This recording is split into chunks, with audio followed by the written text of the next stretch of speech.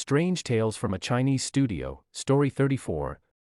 To set the foundation for you, the story begins at the estate of a man named Han. Right, huh? Han is a gentleman from a really prominent family. He has wealth, he has status, and crucially, he prides himself on maintaining an open door. Like, he wants to be known as the ultimate generous host. Yeah, he's basically using his wealth to purchase a specific social reputation. I mean, he's buying goodwill. Right. And because his dining room is essentially operating as a free, high-end tavern, he has acquired this permanent fixture, right? A friend named Sue from the same village. Oh, Zhu, yes. Yeah, Shu is this frequent guest who has made a very comfortable habit out of just eating Han's food and drinking Han's wine. Every single day. Every day. They have this established, comfortable routine of daily banquets.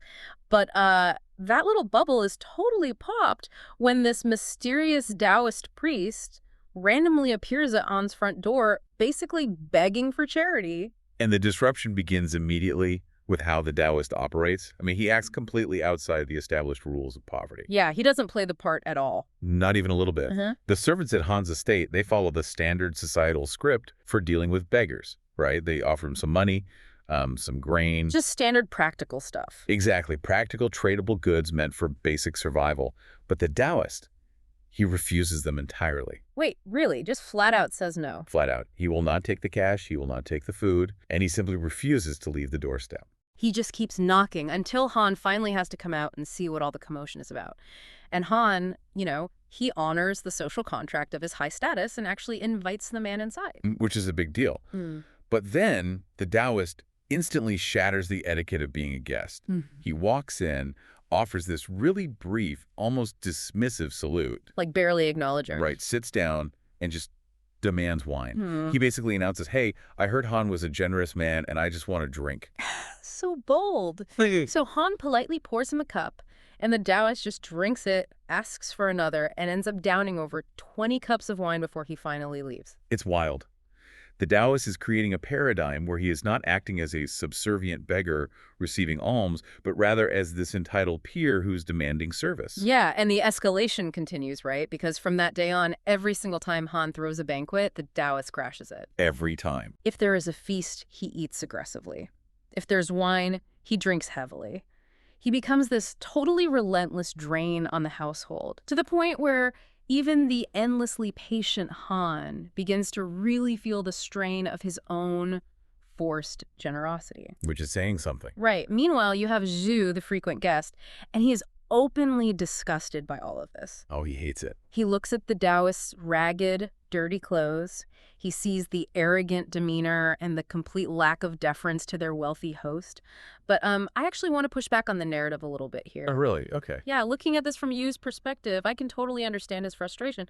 Like, the Taoist is brazenly taking advantage of Han's hospitality. I mean, isn't Yu kind of justified in being annoyed by someone who is clearly a moocher? Well, I mean, that reaction is completely natural on a surface level, sure. Right, like he's that one friend who always magically forgets their wallet when the bill comes. Exactly. But if we examine the underlying mechanisms of this dynamic, the Taoist is running a deliberate behavioral stress test. A stress test. So he's actively trying to provoke them. Precisely.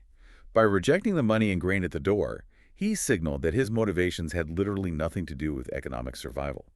He was intentionally pushing the boundaries of etiquette to measure the structural integrity of their character. Oh, wow. Yeah, and Han manages to maintain his polite facade even as his patience is, wearing completely thin. But Shu exposes a massive blind spot. How so? Think about it. Shu is sitting at Han's table, drinking Han's wine for free, while feeling completely morally superior to the Taoist for doing the exact same thing. Oh my gosh, you're right. Ooze is furious at his own reflection. He just doesn't realize he's looking in a mirror. Exactly. The Taoist just doesn't bother paying the lip service of gratitude that Yu likely uses to, justify his own freeloading. Right. Shu thinks saying thank you makes it okay that he's a moocher too. Bingo. The Taoist totally stripped away the polite fictions of their social arrangement. He is applying psychological pressure, basically just waiting to see who will break first under the weight of their own contradictions. And that pressure cooker finally explodes right at the dinner table. Ooze just cannot tolerate the Taoist's arrogance for one more second. He decides to humiliate the priest publicly by weaponizing his poverty against him. It's a really harsh moment. It is. Ooze looks at him and mocks him, saying, "You are always a guest, why not be a host for once?" Which is a deliberate strike at the Taoist's pride, right? It's Yeah. totally designed to point out that the man has nothing to offer and therefore has absolutely no right to behave with such entitlement. But the Taoist just absorbs the insult without even a hint of anger. He responds with this total masterclass in faux humility. He really does. He smiles and tells Yu that he is just a poor monk with, as he puts it, 2 shoulders supporting 1 mouth. But then he accepts the challenge. He calls the bluff. Yep. He promises to repay their grand hospitality with a simple cup of water, and he invites both Han and Zhu to visit him the very next day at noon. And this right here is the critical pivot of the narrative. By accepting the challenge, the Taoist completely flips the power dynamic. He has successfully baited the hook. So the next day arrives, and Han and Shu make their way to the location. Now, they know the Taoist lives in this ruined, dilapidated temple on the east side of the village. Right, they've seen it. Yeah, so they're walking into this totally expecting a joke or a miserable experience. But the Taoist intercepts them on the road, leads them toward the temple, and they step through the gates into an environment that just completely defies the laws of physics. The physical reality they knew has been entirely overwritten. The ruined temple is just gone, like completely vanished, and they find themselves standing inside a newly built, absolutely magnificent estate. We are talking about sprawling pavilions and interconnected balconies just reaching way up into the clouds. It's insane, and as they walk inside, the text provides these incredibly specific sensory details. Like, the servants waiting on them are these strikingly handsome 16-year-old youths. Dressed in fine brocade robes and red shoes, right? Yes, and the food served to them is exquisite. They are eating rare, exotic fruits they can't even identify, served in vessels carved from crystal, glass, and jade. Unbelievable luxury. But I'm trying to figure out the underlying strategy of this extreme escalation, honestly. Because if the Taoist merely wanted to win an argument and prove to Zhu that he could host a dinner, a hot meal in a clean room would have easily accomplished the goal. Very true. So why create a literal 5-star luxury resort out of thin air? Is he creating this massive, impossible luxury specifically to overwhelm their critical faculties? Like, if the illusion is opulent enough, their brains won't even be able to process the skepticism. That is a highly accurate assessment of the psychology of persuasion at play here. Oh, really? Yeah, absolutely. The Taoist understands that Han and Zhu are entering his domain with their defenses way up. They are arrogant, they are skeptical, and they are actively looking for flaws so they can just continue to mock him. Right, they want him to fail. Exactly. Yeah. So if he provided a modest, realistic meal, they would have maintained their critical distance. They would have critiqued the seasoning or, the quality of the chairs. Like, oh, this water is lukewarm, right?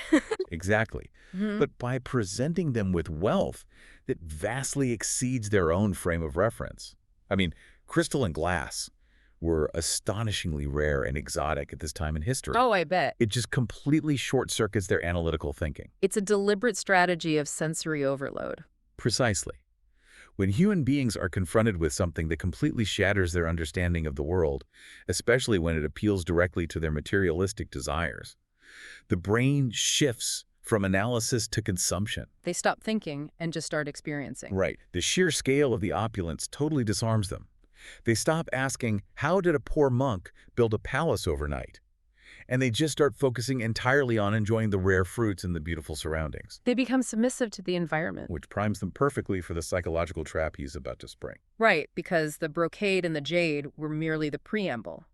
The situation escalates dramatically once they are fully intoxicated by the atmosphere and all that wine. Time for the main event. Exactly. The Taoist decides it's time for the evening's entertainment. He commands a servant to summon the Shai family sisters. And this introduces the actual catalyst for the final moral exposure. So 2 incredibly beautiful women enter the room. The text describes one as tall, elegant, and graceful as a willow tree, while the other is shorter, younger, and just equally stunning. And they musicians too. Yes, accompanied by musicians playing flutes and clappers, a carpet is rolled out, and the sisters perform this mesmerizing dance, kicking up what is beautifully described as fragrant dust. Of a very hypnotic scene. Totally. Han and Zhu are completely spellbound. Their defenses are gone. Their minds are floating on the wine and the music. And right at the peak of this sensory high, the Taoist deliberately shatters the decorum of the evening. He commits a sudden, really shocking breach of social etiquette. He does. He abruptly announces that he needs to rest.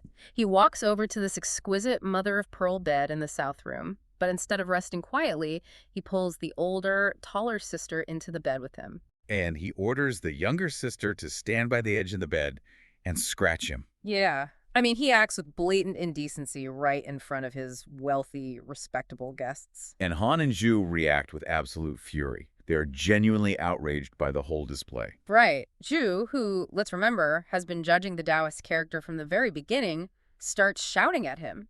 He yells that the Taoist is being horribly impolite and tries to physically intervene. Because Zhu immediately seizes the opportunity to reclaim the moral high ground. Oh, of course. The Taoist transgression allows Zhu to feel like the civilized gentleman once again. But the shouting actually seems to spook the Taoist. He jumps out of the bed and flees the room entirely, leaving Han and Zhu totally alone with the two sisters. So the perceived villain has been chased away. Yes. Justice and decency have supposedly been restored. So how do our two righteous gentlemen celebrate their big moral victory? Oh, this is the best part. Without a single moment of hesitation, Zhu grabs the younger sister and drags her to a bed in the north room. And Han looks at the older sister, who has fallen asleep on the mother-of-pearl bed, climbs in next to her, and forces himself on her. The speed with which they abandon their supposed principles is really the true climax of the story. It's wild. It honestly brings to mind a modern behavioral equivalent. It's like calling the police on your neighbor for a noise complaint under the guise of preserving the peace and quiet of the neighborhood. Right, pretending to be the good citizen. Exactly. And then, the literal second the neighbor is hauled away, you commandeer their stereo system and throw a massive, deafening rave in their living room. That analogy captures the mechanics of the Taoist's trap perfectly. You see, the Taoist engineered a scenario specifically designed to stoke their basest lusts. Right. The wealth, the alcohol, the dancers, it was all an incubator for unchecked desire. But he understood human psychology well enough to know that simply offering them the women might actually trigger their societal programming. Because they're gentlemen. They have an image to uphold. Exactly. They were men of status. They had this image of propriety to maintain. If forced to choose openly, they might have actually declined just to preserve their reputations. They need a justification to lower their own guard. Precisely. So the Taoist gives them a brilliant psychological gift. Yeah. The opportunity for performative righteousness. Oh, I love that phrase. Performative righteousness. By acting inappropriately himself, he draws all of their critical attention outward. Anger and moral indignation are incredibly powerful distractors. So while Han and Zhu were busy policing the Taoist's behavior and feeling all superior, they completely stopped policing themselves. Bingo. The Taoist provided an excuse for them to drop their societal masks. He removed himself from the room, totally knowing that their own lust would instantly override their fake outrage the moment they believed they were alone and unwatched within the illusion. But the major flaw in relying on an illusion and relying on alcohol to sustain it is that both eventually wear off. They always do. When the sun comes up, the sensory overload that blinded them is completely stripped away, and the actual physics of reality finally reassert themselves. And the transition from the dream to the waking world is designed to be as jarring and physically uncomfortable as possible. Oh, absolutely. Han is the first to wake up. The opulent mother-of-pearl bed. Gone. He is freezing cold. And as he opens his eyes, he realizes he is intimately hugging a massive, freezing stone on the green steps of a ruined, overgrown courtyard. It's such a brutal wake-up call. It really is, which brings up an incredibly clever detail hidden in the text. Oh, the wordplay. Yes. When the Taoist first introduced the dancers, he called them the Shi family sisters. And in Chinese, the pronunciation of Shi sounds exactly like the word for stone. It's brilliant. The Taoist literally introduced them as the Stone Sisters. He told his guests exactly what they were dancing with from the very beginning. But Han and Zhu were so blinded by the glamour that the truth flew right over their heads. It highlights a universal vulnerability. I mean, the truth of a situation is so often presented to us in plain sight, but human desire and just the desperation to believe in a flattering illusion completely obscure our ability to see it. That is so true. So Han wakes up to this cold reality, but he still has to find his friend. He looks around the ruined courtyard and eventually locates Zhu. And Zhu is not having a good morning. No, he is not. Zhu is not sleeping on the steps. He is fast asleep inside a broken-down, dilapidated toilet. A literal latrine. Yes, and the beautiful younger sister he dragged away the night before, it's a rock covered in feces that he is actually using as a pillow. Wow. The magnificent estate never existed. They spent the entire night rolling around in the weeds of the ruined temple. It's just incredible. But it feels like there is a very deliberate calculation behind these different wake-up calls. I mean, is Zhu placed in the literal toilet because he was the one who instigated the challenge and performed the loudest, most aggressive fake outrage? Yes, absolutely. The punishments are an architectural mirror of their internal states. Yeah. It's really not just a random prank. It's tailored to them. Exactly.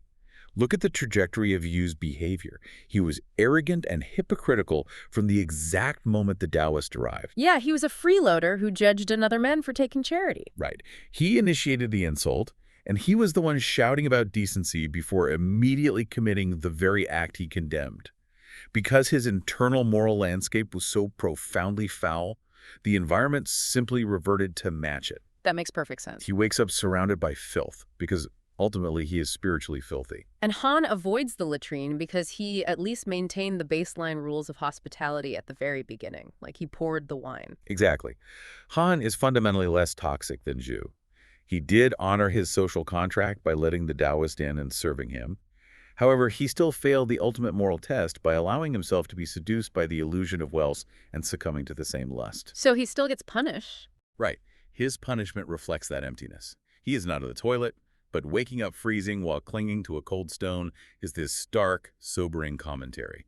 The artificial warmth of his self-delusion has totally evaporated, leaving him with just the cold reality of his own hollow character.